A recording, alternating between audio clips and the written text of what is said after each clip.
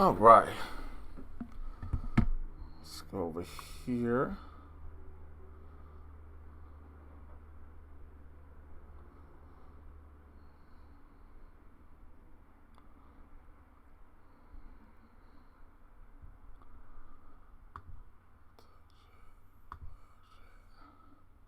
What's happening, Philly Chew? How you doing? I'm going to make this a pop out chat. Put that there. Cool. So I'm just on here today. I wanted to do a little Q&A. I don't care about the webcam too much, as long as you guys can hear me. What's happening, Rudy Waweda? What's happening? Yeah, how's it going? I just wanted to come on here, man, do a Q&A. Give a shout out. Give it a shout out. You look good, my man. What's up, Bit P? What's up, Solar Gray, man? I appreciate you, man. I'm just messing with this till I can get a new webcam. I was ooh, okay. I got all this stuff going off. I was on Twitter today and I saw the homie Roxy Stryer, whose birthday was a couple of days ago. Shout out to her. Her fans dropped her a lot of love with cameras and all the equipment to set up. And I was like, yo, I need fans like that. So, but nonetheless, I wanted to come in here, man, just chat up with y'all. I ain't got nothing to do for a while. I got a show later on tonight. So I figure I got time, man. I'll do a Q&A in here. Of course, the super chat is open if you want to make donations. It's always a blessing. Trust me. Everything you do helps to go to improve everything I'm doing. Man, I appreciate all y'all, though. Seriously. What's happening, Gelato Pablo? What's going on? I'm sorry I didn't see you at first. Yeah, so the link's broken. What? Oh, I gave the wrong link. Hold on. Shit. My dumb ass did the wrong link. Let's do this again. I'm so used to everything being Mr. J. Washington. I put Mr. J. Washington. I'm so stupid. Going live. Okay. I forget. I'll help out the rest of the supervillain any way I can. Man, I appreciate it so much. I really do. Tube.com/JAY Washington 80. There we go. Hey, I even got my own notification that said I started the live stream. That's dope. So hopefully this works better. People can see that now. Tweet. Ta-da. Cool. But yeah, man, today's been interesting. I went to the gym today. I worked out. Here's the real reason I'm on here. I'm going to do something live that granted the camera isn't the best. But I want to do this so that people can understand this happens. What's happening, Nick Rice? I want to talk about the fact that black men suffer a lot from mental health issues, and not just the famous ones. And the reason I had to bring that up was because I've seen a couple of my homies who are comedians. Some of you all may know them, some of you all may not. And they've recently opened up about their battles with depression. And I'm just here to say that shit is real. And I know that because I myself am currently battling through depression. It's a weird thing. And people are like, yo, what do you have to be depressed about? What makes you sad, per se? What makes you upset? And it's just certain things in life. You know what I'm saying? Everything. Like for me, I have a lot of things I'm doing. Everybody sees the me being on TV, well, YouTube, me doing all these videos, me being a lot of different places, and think that it automatically means that I'm perfectly okay, but that's not. I go see a therapist. And there's nothing wrong with that. I feel like the stigma behind that should be eliminated. What's up to Nick? I saw you. What's up, Tony Robinson? But yeah, I think the stigma behind that should be eliminated.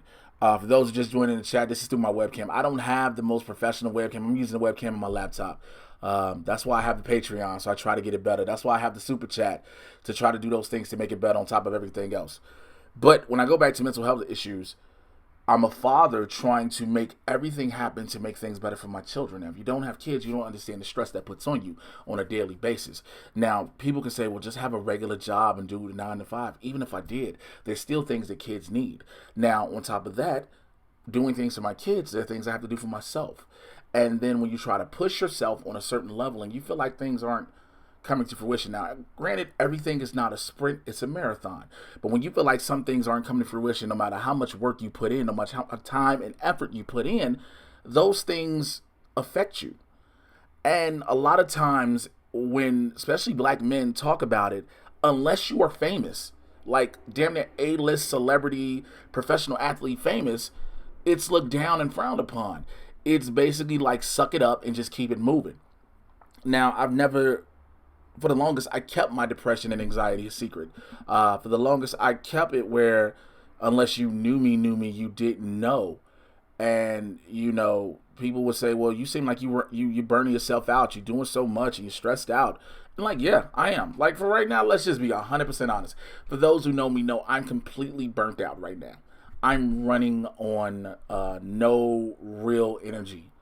You know what I'm saying? Between trying to post stuff consistently here on the YouTube channel for people to have the content out there, to being on the different networks, to trying to be on more networks, to try to auditioning consistently, trying to book more roles, whether they be commercials, television, or film, to making sure all the stuff I have, my podcast, to being back in the wrestling ring, all of those things on top of it, trying to excel at all of them and not be marginal, those things cause a stress factor.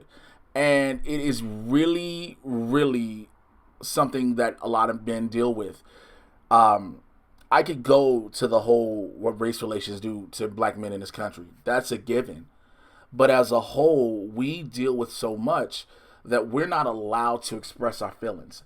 Unless, like I said before, and I will constantly keep saying this, unless we are considered on that higher upper echelon level, unless we're at the awards or consistently on TV and people have the fanfare and stuff like that. If not, no one cares. So I wanted to drop in here and just talk about that, as well as just have a regular Q&A with the people. Shouts out to Loyalty is Love, East Texas in the building. Appreciate you. Much respect to you, bro, appreciate it for keeping it a buck with the brothers. Oh, Cliff, always, man, I got to, and I appreciate that from the chat, man. I always got to keep it that way. Here's the reason being. Again, if I'm not on that level yet, right? Whatever. But I have a voice. I have a platform. This is a platform that I use. My Twitter is a platform that I utilize. My Instagram, all my social media. When I'm on stage, anytime I can utilize my platform to talk about something that affects me, my community, and others who aren't able to vocalize it, then I definitely will speak on it. There's no reason to keep this secret. There's a lot of dudes right now. Relationships mess up men. Relationships definitely mess up men. And if you don't see men who are, a lot of times we talk about men who just bounce around from women who are very provocative in themselves, men who are, don't want to stay in relationships, or they are always the quote unquote toxic ones. There's a lot of past relationships that have affected them mentally that they carry going forward. But we don't discuss that. We discuss it with women, no matter the race, gender, or creed, because as men, we are supposed to be protectors. But what happens when the protectors aren't protected? Now, don't get me wrong. I am not discrediting anyone. I'm not discrediting women by any means. I'm just saying that men, especially black men, are not allowed to vocalize fully how they feel mentally, what they are experiencing mentally, what they are going through emotionally. Their anxiety and depression are real. Those, there are people who always, just suck it up. You're just trying to use this as an excuse for why you can't do this and can't do that. That is not true at all. There are many people. Let me tell you something. My depression started when my mother passed in 2007. My mother passed sporadically a week after her 50th birthday. And I didn't know that I was suffering from full-on depression. I thought I was just sad and I could just push through it. After a while, I was going to grieve, but then I go forward, right? I didn't know that would have a long-lasting effect on me, because while my mother passed, I was going through my divorce at the same time with my son's mother. So you got those on top of each other. I'm trying to live my life and get my life back on track. Then I have to worry about my younger brother, who is 5 years younger than me at the time, and he's all in the streets. So, because I'm considered, we're all the family we have left. Our father passed a month before he was born, when I was almost 5 years old. And so I dealt with all that. I ended up getting a new relationship, and then ended up meeting the woman who would eventually become my daughter's mother.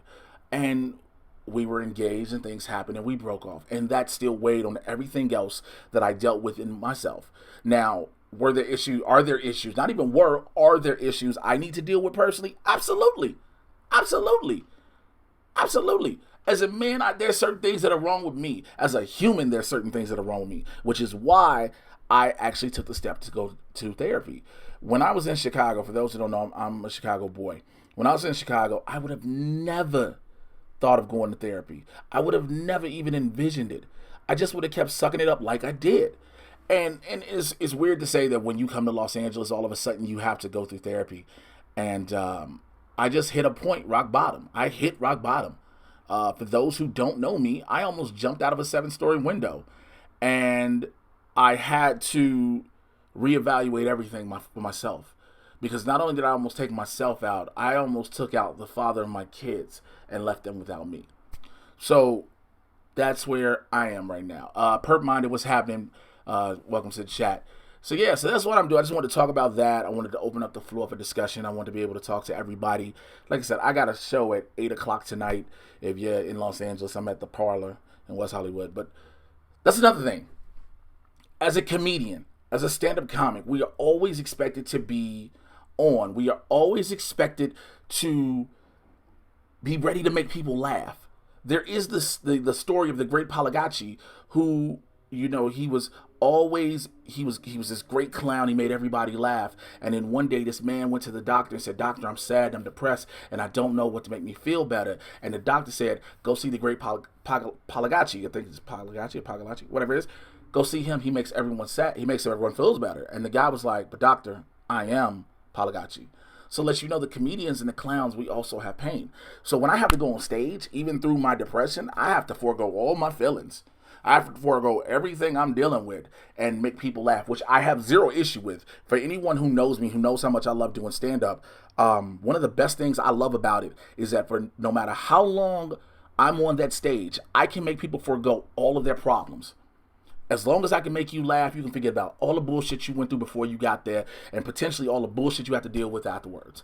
But for that moment while you have me there, I will help you alleviate that.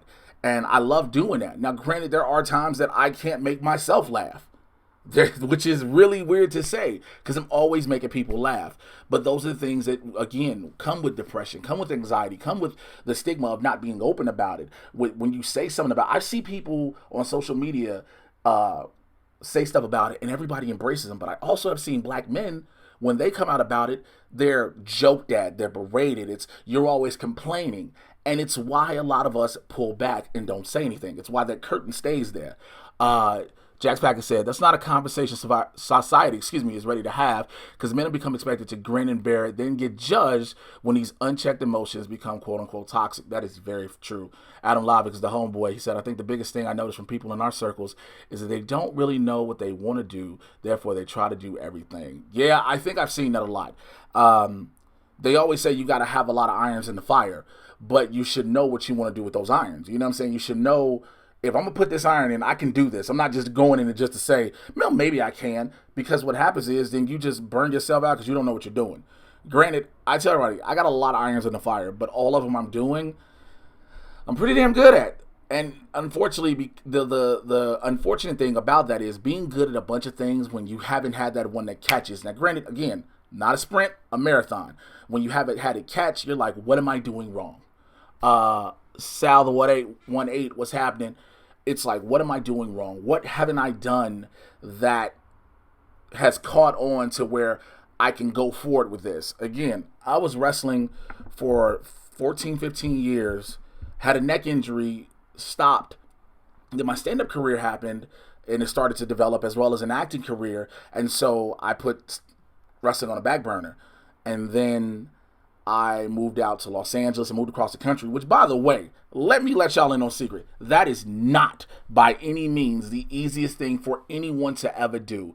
To pick up and leave home is never simple. A lot of people think that, oh, you can go, you probably got friends or family that'll look out for you. Yo, you can have friends and family that'll supposedly look out for you. They will not. I know this for a fact. I had somebody, when I was coming out here, it was already established, yo, I'm going to be here with you. You know, I'm going to be here with you for like a week, a couple months to get myself, my feet together, and I'm going. And then boom. Guy was close to LA. I didn't say you could stay here. I didn't say you could crash here. So then I was ass out. But luckily I had a friend who I really, they became a friend because we were just associates at first. They looked out for me. Let me see. Eric Kirby says, "Hey Jay, most people can't afford therapists. They just can't.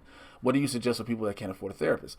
Well, so I'm glad you brought that up, because for me, I can't afford a therapist. The thing is, now many states, I know Illinois is doing it because I'm from there. I know California does it because I'm a part of it now. The healthcare where you can get on the government subsidy healthcare, and you are able, mental health is covered in that in a lot of cases. So there, and even though you can't find those government subsidies with the healthcare programs, there are many mental health programs that are available for those who cannot pay the crazy rates you hear about therapists paying. There are mental health clinics that actually are open for you. They have those sliding scales. Some are even free, because we are learning how serious mental health is. Additionally, some people are not bringing value, yet they expect return for just doing. Bringing value to your audience is important. Man, Adam, boy, Adam, let me tell you something. We could talk about that so much, and I say it because there's so many people I've seen who want to be stand-up comedians, who were like, yo, my family and friends say I'm funny, so let me get on stage, and they're not. Now, granted, sometimes it takes them a while to get funny. Sometimes they do, they don't. Some people are funny in front of the mic. Some people are funny behind the mic, meaning they're great writers. Some people are great performers. You have people who are actors who just can't convey what they're supposed to convey. It just happens. Everybody's not good at everything. And I think that comes with some self-inventory. There is some self-inventory people just have to take. It is a hard thing to do, to say, maybe I'm just not good at this. That is a very difficult thing for people to do. That is a very difficult thing to say, I have faults and flaws. I have faults and flaws personally. Again, one of the main reasons I'm in therapy. And again, as a black man, I have no problem saying it now because it's needed to be said. But some people don't take that self-inventory. They think because they're here, or you have friends who are not friends. That needs to be heard. People have friends who are not friends. There are some people you can see all the time just trying to pump people up. They like, yo, you can do this. You good at this. You better than all that. And a lot of times that's not the case. True friends will be honest with you. True friends will be real with you. Sorry for checking the camera. True friends will be real with you when they need to be real with you. I am blessed to have some of my best friends I've had since I was 10, 11 years old. And for lack of better words, if I'm fucking up, they will tell me. And you know what? I'm appreciative of it all the way. I'm appreciative of it all the way. Because if people that are around you are not real with you, are not being honest with you, you're not going to be able to be honest with yourself. I don't want to hang around or be associated, for lack of better words, with people who are just going to try to gas me up for no reason. Because you can try to gas me up and say, yo, you killing all this shit just because you think I'm doing great. But if I'm doing wrong and I'm messing up anywhere, whether it be being a personality, being a host, being a comedian, being an actor, being a father, being a man, I want those people in my life to let me know. And those should want the same. Just so I bring that up, as well as people should be able to tell a person, maybe you should try therapy. That is something hard to tell people. And it's also even harder for people to accept, to hear, to say, yo, maybe you should try therapy. If I spoke the truth, I might melt some brains, but I'd rather be honest and support things I know. Jay speaking real truth, real friends tell you like it is, how you do. I proceed. Thank you, Ed, and thank you, Adam. Of course, everybody, the super chat is open. I'm trying to answer everybody's things. I'm going to, but the super chat is open. You drop stuff in the super chat. Of course, it's the donation. I will make sure I give yours priority. But yeah, it's hard for people to accept that they have faults. There are so many people who believe that they are perfect because there are people around them who have made them believe that they are perfect and flawless. And that's just not true. There's not a human being on this planet who is perfect. There is not a human being on this planet who is flawless. I'm sorry, the most flawless people in the world are newborn babies. You know why? Because they don't know anything. They have not been through anything. They just got here. But as they get older, they will make mistakes. Whether they're big or small, they will make mistakes. A lot of people don't have friends who do that, who tell them like, yo, Check yourself. Look in the mirror. What do you see? And do you like what you see? Now you need to do some self inventory. And if you need to help yourself further, here's some places you can go. Here's some references to things you can do. Here's some people you can talk to. That doesn't happen a lot, but it should. Another thing that made me bring this up is, for sure, everybody knows this week is San Diego Comic-Con. It's one of the biggest weeks in the geek and nerd world, also pop culture shit as a whole. And if you are in this internet world, this internet circle like myself, you'll be down there and you do a lot. You do coverage, you panels or whatever. This year, I'm not gonna lie, I got salty. I thought I was gonna be on panels. I was hoping I was gonna get to moderate some. And granted, that was ego a little bit, but it was also things that were seeming to be laid out. So when I didn't get them, I was hurt. But at first, I was hurt, but then I had to do self-inventory. I was like, well, why didn't you get this? Are you not ready for it? Okay, do the checklist. You're ready for it. So what else could it be? Oh, maybe you're not what they want, or maybe you're not who they want. Okay, then it's maybe you're not visible. Maybe you're not doing this and that. There's certain things, but don't break yourself down, because if you know me, you know I wear my emotions on my sleeve, and these are some big ass sleeves. I wear my emotions on. So when I'm hurting about something, I hurt. But again, like I said earlier, I'll forego all the shit I'm going through to help people out. So I was hurt a little bit. I was like, man, I thought I was going to be able to moderate this panel. I thought I was going to be doing more, being able to do be in forefront center. But then I was like, yo, you do your own. So why are you beating yourself up? You are going to be able to deliver what you want to deliver, not for certain people, companies, or whatever. You're doing it. So suck it up. You are doing what you want to do. It's just not in the way you perceived it. And that goes for that in life in general. Some people want their dream job. But when you get your dream job, what do?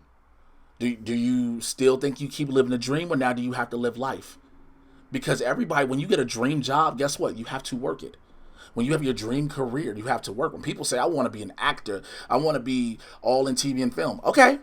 Are you ready for the 14, 16-hour days, 4 or 5 days in a row? Are you ready for that nonstop hurry up and wait mentality? Because if not, you don't want that dream job. You don't know what it entails. Are you ready? Some people want this love and happiness, this everlasting relationship. Okay, do you know what all you need to do with that? Do you know how much you need to be able to listen, communicate, be open, be honest, be truthful, be a shoulder, be an ear, be a provider, whether it be sometimes financially, physically, emotionally, mentally. Let me see. I got so much stuff in the chat. Let me see where to go to. I got Eric. I got Haskell. Eric, here you are again. Excuse me. Okay, silly question. Which black movie are you more embarrassed as by a black man? Soul Plane to Juwanna Mann. Shit. Ooh, which one am I more embarrassed as a black man? Soul Plane. Juwanna Mann is like, it's just dumb. It's just dumb fun. It's just dumb fun. But Soul Plane was like everything in the hood you'd ever seen, every hoodish stereotype you'd ever get in life. Was given in that movie. All right, Brian Roderick just asked a good question. All right, I'm going to give you... So the question is, if you can't see it in the chat, why are we classifying movies as black movies? I'll tell you exactly why. Because for the longest, films were never geared towards black audiences. They were never geared towards a certain community. Now, yes, you have those movies which play to this wide mainstream. You know what I'm saying? You to play wide mainstream. Again, some people are asking a lot of questions. If it's not in the super chat, I probably won't catch it. I'm sorry. Mainstream movies, you know what I'm saying? They didn't catch them. You had back in the day where some black actors could not be leads in movies. Remember, Hattie McDaniel won the Oscar, and she couldn't even be in the theater. So then you had this this genre developed where these movies were to depict the black culture. It was to relate and connect to the black culture. as you have films that Bollywood films are for the Indian culture, if I'm saying it correctly, East Asian, please forgive me if I'm saying it wrong. You have the Latinx films, the Hispanic films that go to those cultures. So there are films that are put to different cultures because cultures were not allowed to be fully represented for a long period of time in films. So unfortunately, we're always going to have black cinema because it's the black story told from a black perspective. You're going to have the Latin story told from a Latin perspective, the Asian experience told from an Asian perspective, and so on and so forth. So you're going to have all those. So that, Brian, is why we get that. Hopefully that answers your question. I don't know if I can give a much better answer than that, but yeah, I think it was the reason, the whole argument behind Black Panther. I'll always bring this up, no matter what. People are like, well, it's not a black movie because it's not a black production studio. That's not the point. The character, the Black Panther superhero character himself, was the first mainstay, top bill, first of all, major blockbuster movie. You're going to bring up Blade. I know it. Blade was not marketed as a superhero movie. It was marketed as action horror. Okay, let's establish that. But you had something that many black youth, like myself, identified with as a child because, yeah, of course we could be Captain America in our minds, but people would look at us weird back in the day. We could be Spider-Man, but we had to have a mask on. And when we took it off, we were still a white guy who was a photographer or even a student. You had Wolverine and so on and so forth. But when you had Black Panther, you had a black man who was the king of the richest African nation in the world, who has no outside help from the world, and he whoops ass and ends up becoming the leader of the Avengers at one point.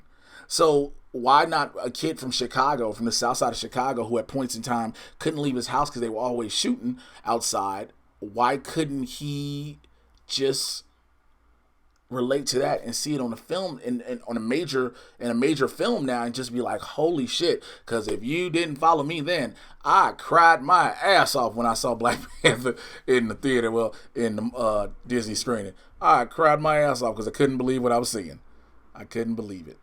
Yeah, so again, I'm on here basically, I know I'm talking and rambling and whatnot, but I'm here doing a Q&A with y'all. So what are you doing at SC? So here's what I am supposed to be doing.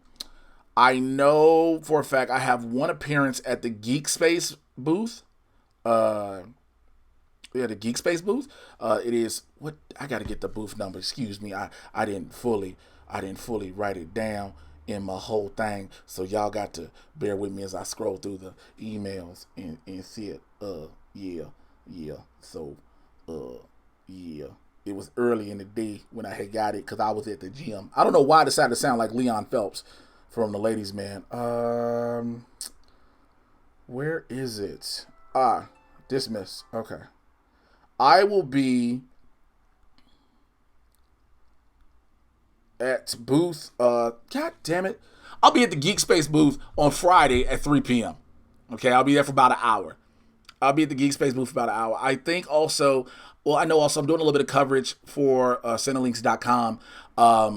I just got my confirmation of doing some coverage for Black Lightning. I wanted to moderate their panel so damn bad. Now, if anybody knows, I make sure I cover it. Thank you for bearing with us. Press line, blah, blah, blah. You can friend for press line, July 20th, blah, blah, blah, blah, blah. We'll meet you once in the room again. Okay. So I'm doing coverage of the Black Lightning press room, which I get to talk to the cast and crew again, so I'm doing that. What else? I think I'm going down Wednesday, if I can get down there, so I can cover Scare Diego, and really just, anything that breaks out of Hall H or from the big stuff from the Marvel and DC TV shows and movies. That's it. But I wanted to be on a bunch of panels. I want to just be able to sit around and just give my opinion on everything. All right. Cliff, what do you think of more original content than the leftovers like Falcon is Cap or Toro's Ironheart? I want our own, easier said than done. Okay. So, here's the problem with that. And this is why I agree wholeheartedly with you, Cliff. We do need original properties. The problem is when we have them, We as a community are hesitant to accept it. It is just a sad ass fact. The black community will not accept something that's brand new. I've seen so much shit that has come out that is dope, that is created by us for us, and it's not FUBU. But we don't accept it. We don't go and support it like we should. What with me saying that? Go to Netflix right now and check out the movie Black and Privilege. It is a bunch of my buddies from Chicago: Corey Hendricks, Malcolm Banks, Simeon Richardson. All these cats who are dope actors. My homegirl Rosalina Mota. All of these cats are amazing actors and actresses, and this movie is phenomenal. It was shot in Chicago with a budget through Chicago with Chicago actors, and is on Netflix. That is something I will always pump up. I will always pump up good shit too on top of that. A lot of properties we have, original properties, sometimes they aren't as good as we think they are. Case in point, I got the hookup too. I'll say it. I'll say it while nobody else will. I got the hookup too. People had some other expectations for this movie. Master P was like, yeah, this movie can be bigger than Black Panther. Bruh, I remember I got the hookup 1. Let's not do that, okay? Granted, you grabbed a bunch of high-profile comedians and Instagram and social media stars, but the script, from what I hear, ain't good, and the acting ain't delivered as well. So what do you expect? The product has to be quality. We got to make sure we have the quality. I want our own, but I want our own to be good. I want our own to be supported, and quality. Let me see. Brian, I don't think Get Out was a black movie, nor would I think Jordan Peele wanted to be considered one. Would you agree? I actually have to disagree with that, Brian. He has actually said he wants to make black movies through the black eye and black experience. Get Out is a black movie. It is a horror movie in telling what a lot of people go through. Especially in interracial relationships. Now, granted, we see interracial relationships all the time now. I have zero issue with it. Let me find me a cold ass white chick, Latina chick, Asian chick that wanna holler at your boy. You think I ain't going? But a lot of times when you do have the black and white, we don't know the background of the girl. Or vice versa, the guy. We don't know what their parents are like, their home life is like, their surroundings. A lot of times that happens. I have seen that happen personally from my friends. I went through it once. You know what I'm saying? So it is a black movie because the movie you see itself, it doesn't seem like a black movie, but it is because it's that perspective. Just as us. But us, so Get Out was about racial issues in a sense. Get Out was racial issues. Us was more socioeconomics, what we dealt with. So... what else is there to answer in here? It seems that Jordan Peele just wants to make good movies and not be put in the black box category. He doesn't want to be put in the black box category, but he has openly said he wants to make films that tell the black experience. He has openly said that. So that is something we can't forego. He said that. So they are, but I understand people want to look at it as a whole. I heard it was trash. I got the hookup too. Hell yeah, I heard that movie is trash. Okay, what else I got going on here? Shit. Okay. But, so, again, here with y'all, Q&A, man. Go ahead and ask some things. I'm looking at the chat, waiting on y'all to ask questions and whatnot. So, we will go from there. Somebody was asking me, somebody hit me up earlier. What do you think? Okay, so Jack's Packages says, ooh, here we go. What do you think is the proper way for the MCU to treat a solo Moon Knight film? Because I lean towards how the first Blade movie felt as far as, like, the grittiness. All right, I think I've answered this already on, I think I answered, no, I didn't, by the way, I didn't see I Got the Hookup 2. I refused to fucking see it because I saw I Got the Hookup 1, and I've heard 18 different people who don't know each other say the same thing. I think I know what that movie's like. I said this, though, about Moon Knight on Mad Titan Podcast, which if you are not listening to that, please go subscribe right now. The Mad Titan Podcast is where you get everywhere. Apple Podcasts, Google Play Music, Spotify, iHeartRadio, Stitcher, all that shit, okay? All that. I think the best way to introduce Moon Knight, it has to be a Hulu series. I don't want to see it rushed. This is a delicate character who only diehard movie fans, comic book fans, know about. And for other people to understand who he is and what he is, you can't just compress it in a 2.5 hour film. I would rather give this a series, let it breathe and stretch out, and of course it'd be gritty. Absolutely, it has to be. You put it on Hulu where all of the new Marvel gritty shit is going. You stretch it out from there. Rudy Rueda just hit up in the Rudy Rueda, excuse me. He's a member of the Super Villain Squad. Appreciate you first and foremost. And he just hit me up in the super chat and said, "Who would you cast as a new Blade in the MCU?" Mahershala Ali. Plain and simple, Mahershala Ali. I don't think there's any. I mean, there's a bunch of other people. Off the top of my head, Mahershala comes in. Now, granted, I know he was Cottonmouth. But let's not forget, Viola Davis has been several characters, as well as, no, Viola Davis and Alfre Woodard. So they've been different characters. But I think Mahershala Ali would do the character justice. And I'm going before all the other movies. I've been a Mahershala fan for a minute. Also, check out Mahershala Ali's rap videos. If y'all ain't ever seen that shit. Who else could I cast as Blade? I would give it to, if I don't give it to Mahershala, I would give it to an up-and-coming actor who needs it, that push over the edge. Who would that be? An actor that needs it, that goes right over the edge. Not Lakeith, because Lakeith is good. He's good where he's at. He doesn't need it. Shit, who is right at the edge? Shameik Moore? I would like to see Shameik actually do... I would actually like to see Shameik Moore do the live-action Miles. But granted, a lot of people have said, and I kind of thought about it, a live-action Miles wouldn't feel the same as what we got in Spider-Man Into the Spider-Verse. So here's some other comments I've got in the chat. Cliff said, they're available for people. Real talk, they could do a real cool Lando series or some real Cowboy Bebop swag type shit. Yeah, they could. John Boyega would be a good Blade. You know what? I don't know. That's who I was going to say. Damson Idris from fucking Snowfall. Damson was who I was thinking of. Thanks, Perp Minded. Yeah, Damson would do Blade justice. But I don't know. Sterling K. Brown? Are you talking about Sterling from The Predator? Jack's packet? I don't think John Boyega would give us that. Yo, like, I'm good with John Boyega's film as Finn, excuse me. I like what he did in Detroit.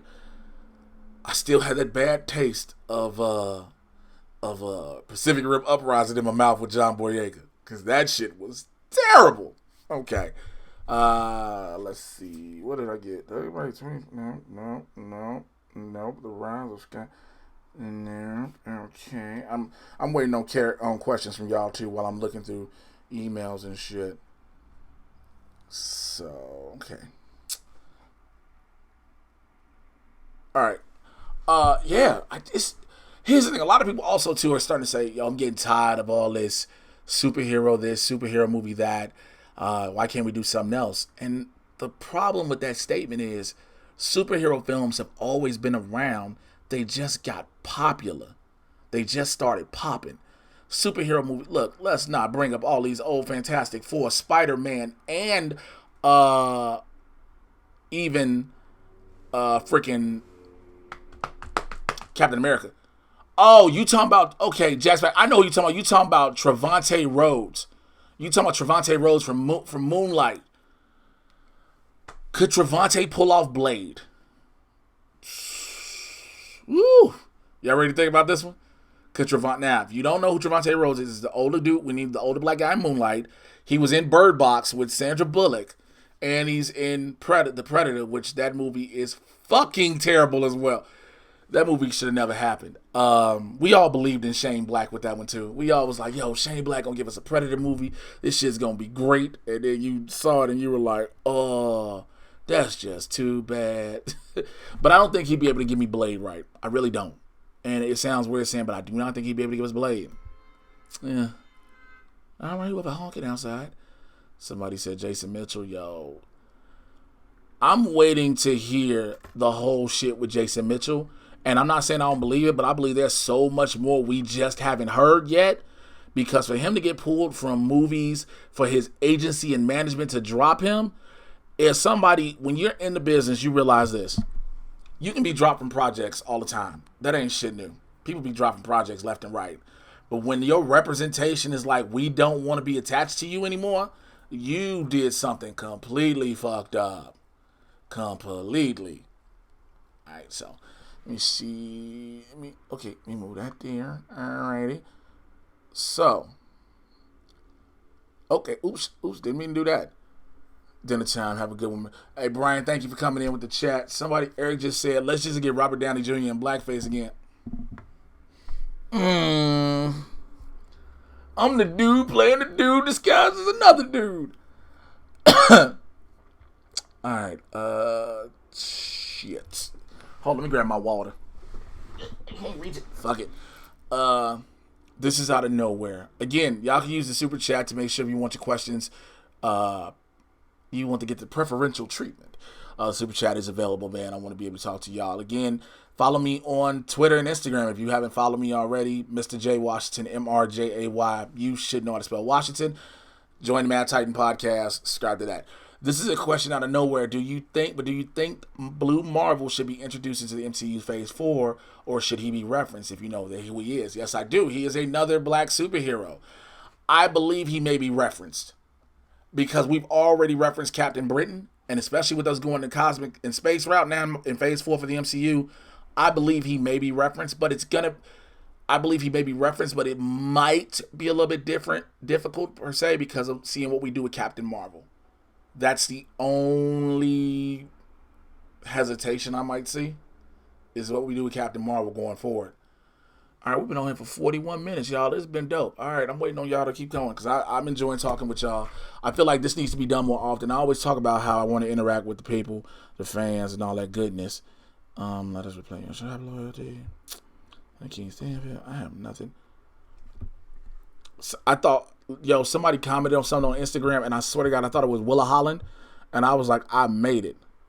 I made it to have Willa Holland comment on this, but I didn't get her. If you don't know who Willa Holland is, she played Thea in Arrow for like 5-6 seasons. All right, I see there's people watching, so just jump in the chat, man. Ask questions, whatever. I'm here for y'all. I can't wait to go to Comic-Con to get some new posters to add to the wall. Y'all see the John Schnepp fan we all got back. God rest his soul, man. It's going to be hard, too, because it's coming up on the 1-year anniversary of his passing. And it was at Comic-Con last year when we all found out. So that in itself is going to be an emotional moment. Yeah.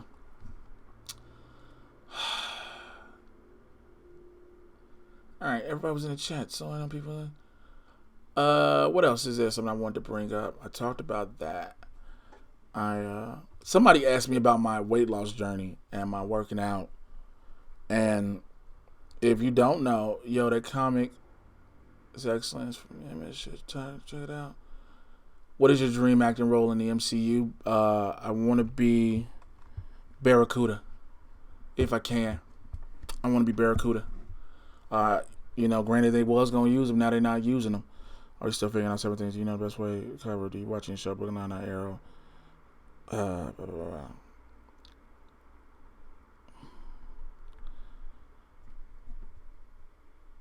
blah. Did you watch the doc movie horror? No. Is it Black Horse really good? No, I haven't seen it. It's like a Black Harry Potter. Okay. What is your dream? I said Barracuda for that. I feel like Nova will get the sand treatment in the MCU. He's off planet when the Thanos came through and wrecked shop for the stone. Yeah, but I think he's a part of the Nova Corps already. You know what I'm saying? I think he's a member of the Nova Corps. And I believe we might have seen him in Guardians. We just didn't pay attention. You know what I'm saying? I cover all of the Marvel and DC TV shows and movies.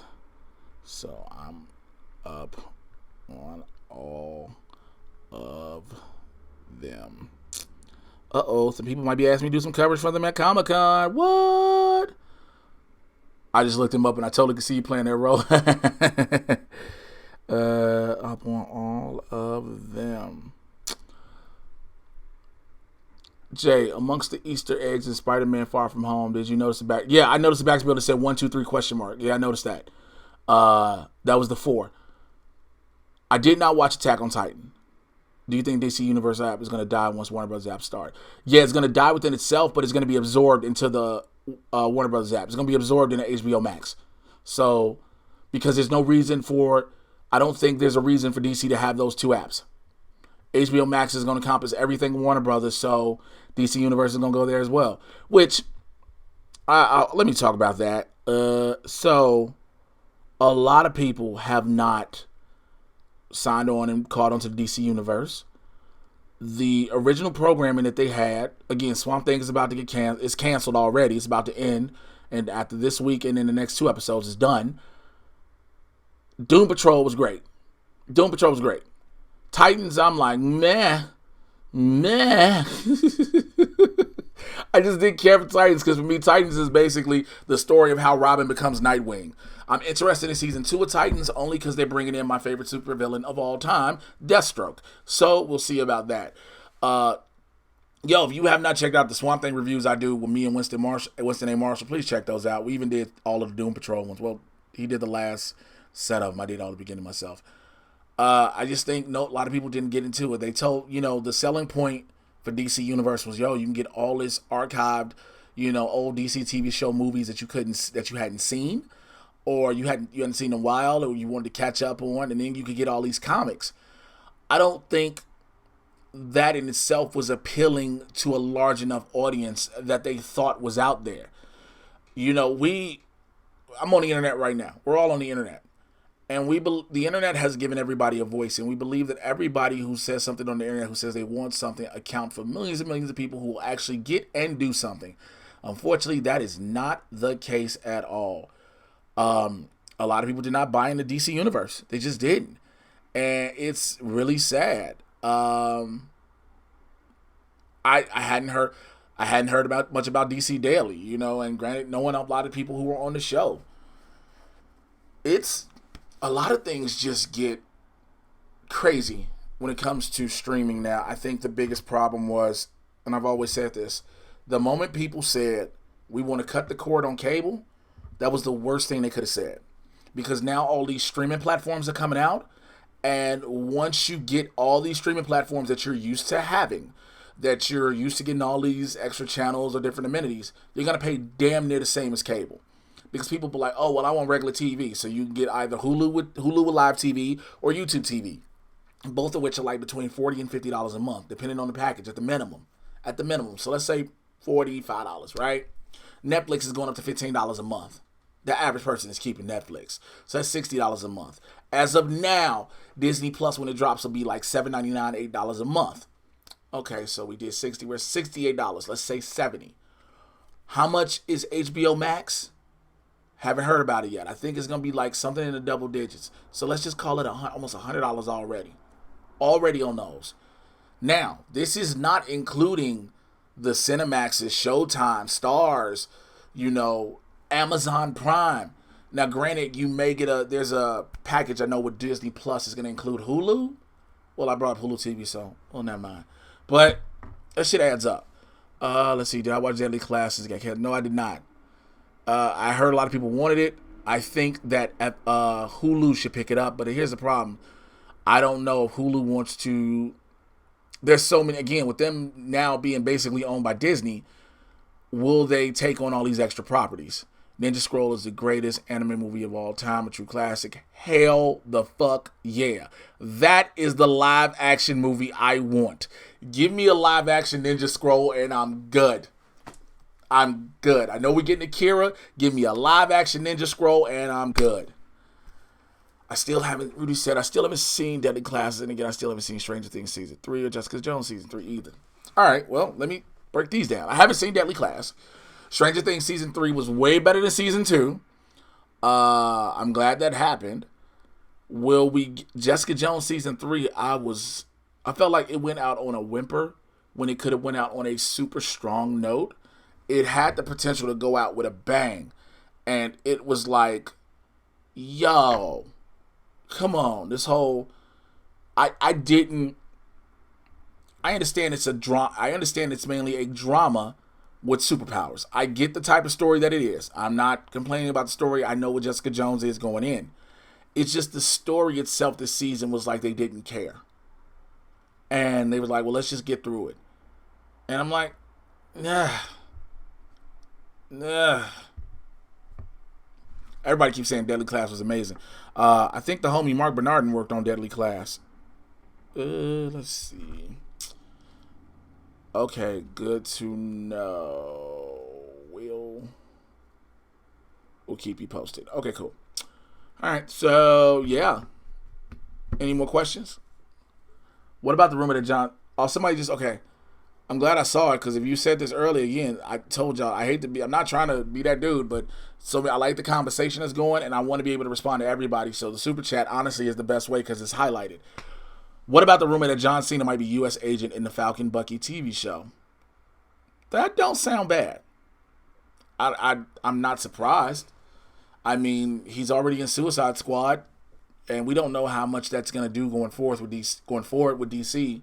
Granted, this is a part of their new direction, but yeah, being a part of that because it puts him in the MCU, and potentially going forward, it puts him with Phase 4 somewhere, because the Captain America Winter Soldier series, which basically is what it fucking is now life after Steve. So we see. I mean, John Cena has been earning his stripes in the acting world, so I can't be mad at all, really. Nope. Cannot be mad. Oh, excuse me. All right, what else is there? Excuse me. Oh, sorry, throat got dry. I'm gonna actually get this water, y'all. I ain't going nowhere. Hold on, let me just lean my ass over this way. Got it. All right. Hydration is key. I'm more excited for the Falcon Bucky series and hiring John Wick's creator. Is him hiring John? Oh shit! Yeah.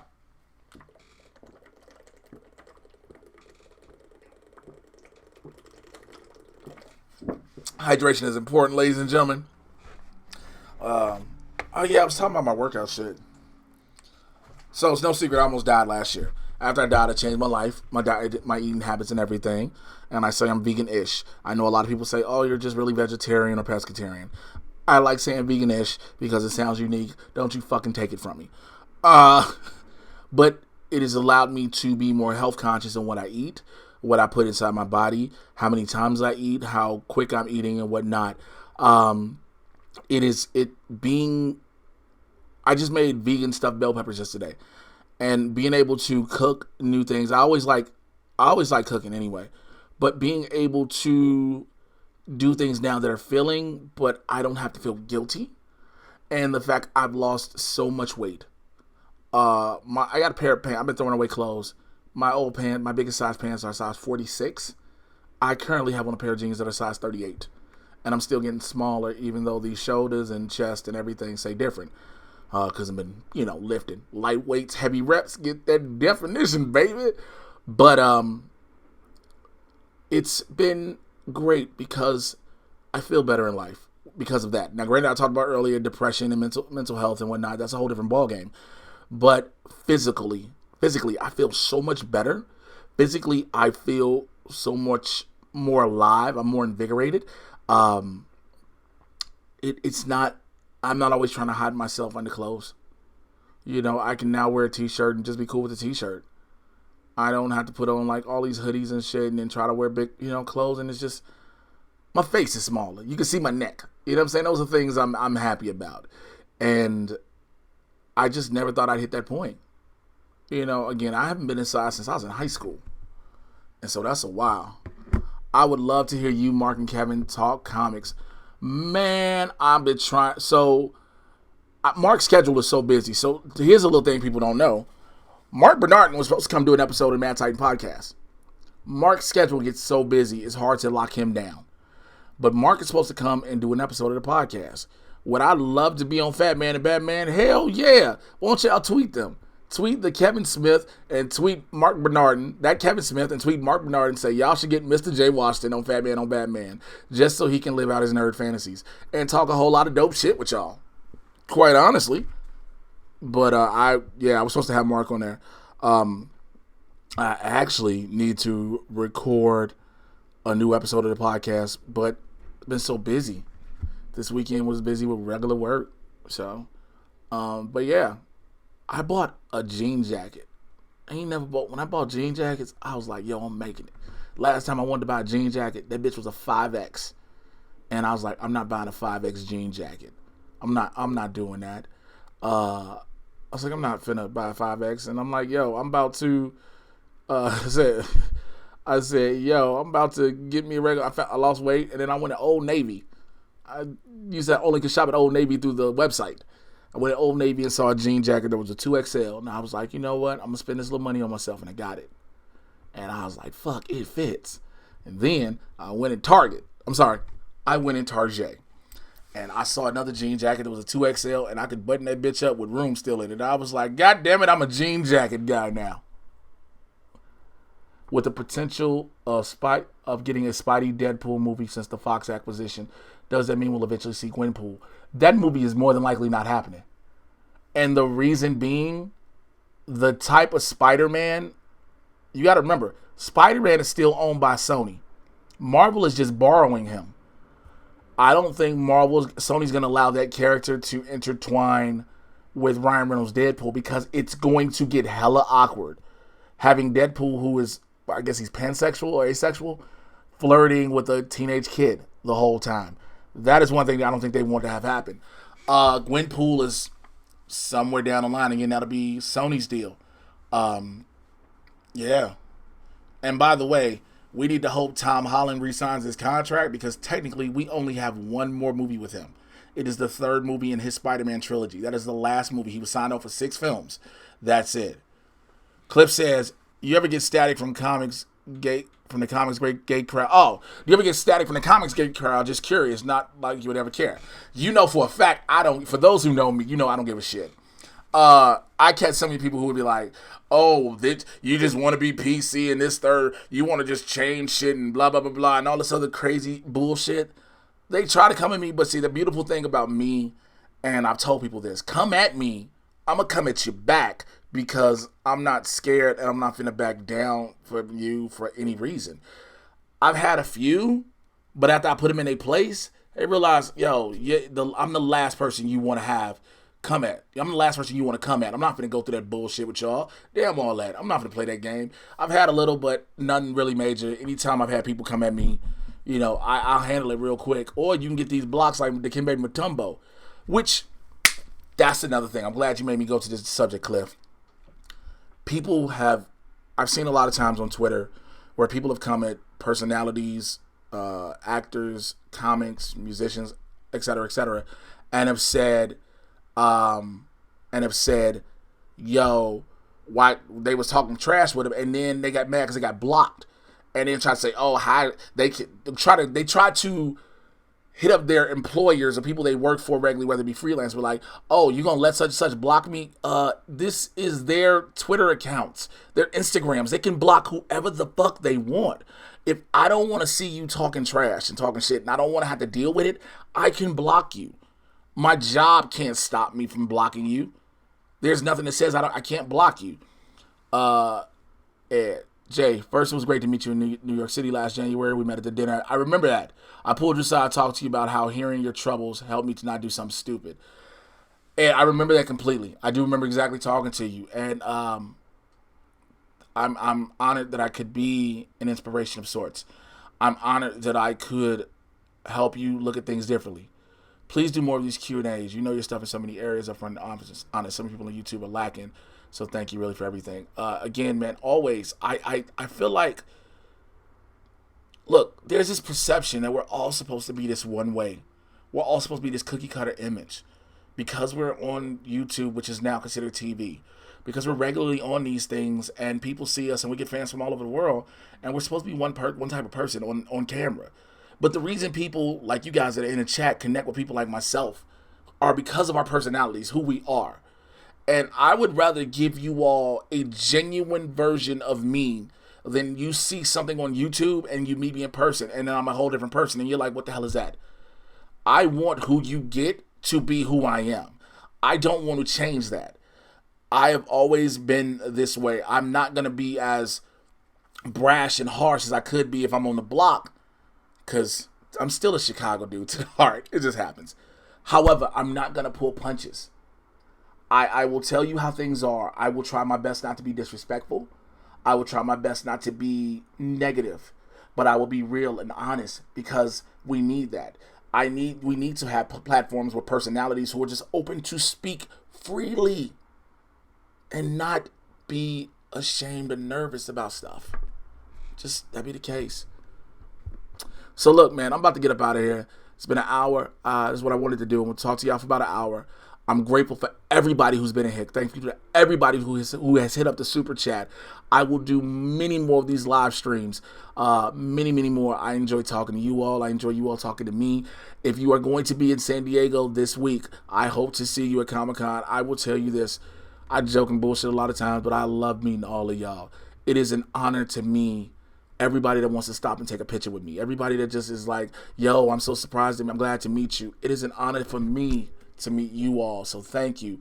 If you're in the Los Angeles area, this is something completely different. August 29th, I'm doing my live 1 hour special. And it is something big to me. So if you're in the LA area, please come out. I'll have all information on my Twitter and my Instagram. Thank y'all, everybody. Y'all have been the best.